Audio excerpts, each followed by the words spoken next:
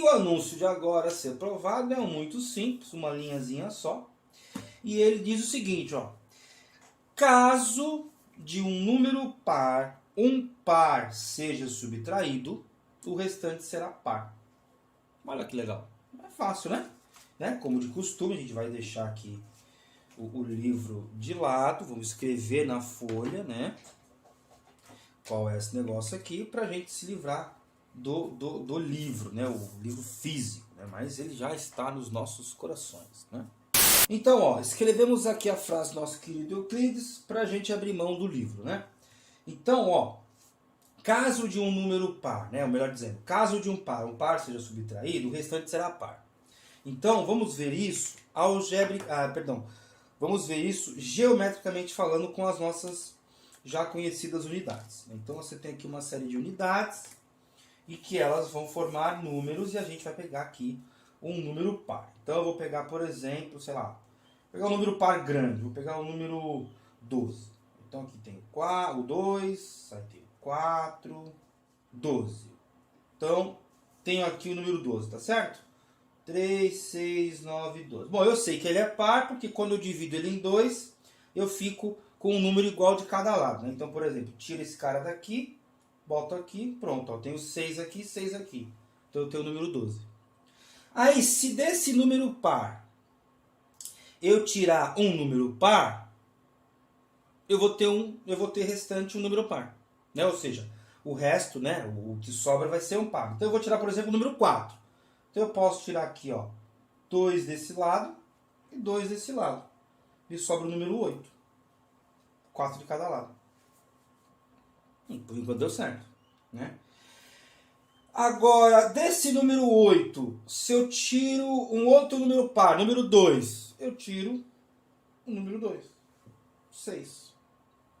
Então, ó, por que eu posso garantir que de um número par, ao ser subtraído um outro par, o restante é par?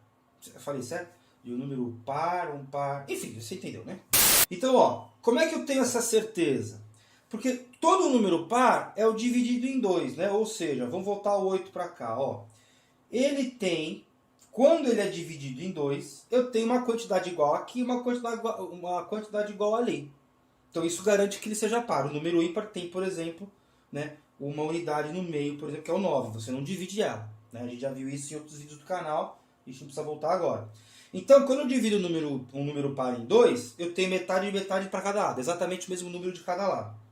Quando eu vou tirar um número par, eu faço exatamente a mesma coisa. É como se eu estivesse tirando metade desse número de cada lado. Então, do número 2, eu tirei 1 e 1, sobrou um par. Se for o número 4, eu tiro 2 e 2, sobra o 4, que é par. E assim sucessivamente. Se eu tiver o número 100, eu divido em dois grupos de 50 e tiro, por exemplo, 4. Tiro 2 de cada lado, vai ficar 96.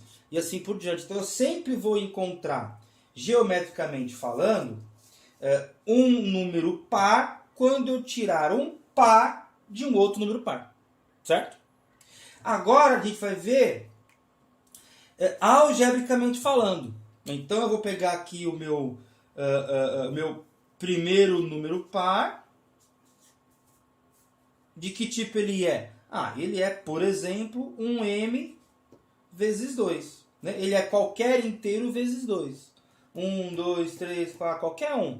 Qualquer número inteiro que eu colocar aqui, ao ser multiplicado por 2, eu tenho um número par. Aí, desse número par, eu vou tirar um segundo número par. Que qual é o jeitão desse número par? Ele é parecido com esse. Só que, lógico, se eu tirar exatamente a mesma quantidade, eu vou ter 0. Que é número, não é, enfim, Mas vamos fugir do 0 agora, Mas o interessante é que agora eu tenho um segundo número par, que é um n qualquer, de preferência não, diferente desse n, desse m, e que também, ao ser multiplicado por 2, vai resultar um número par.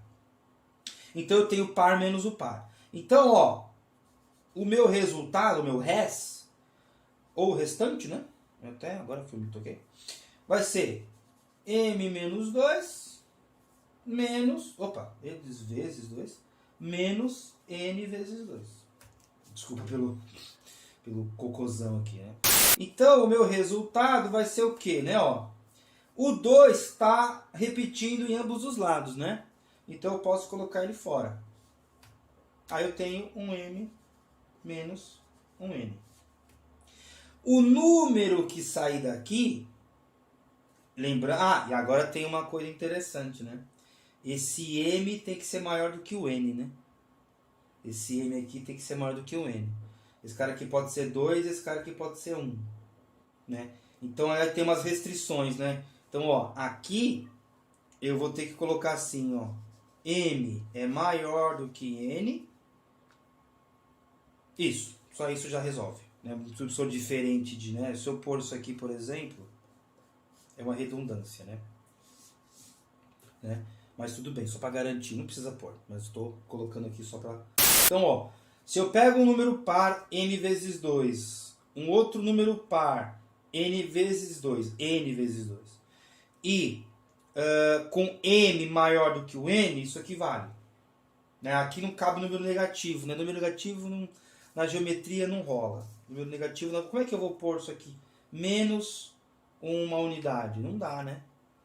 Não tem como representar fisicamente um número negativo.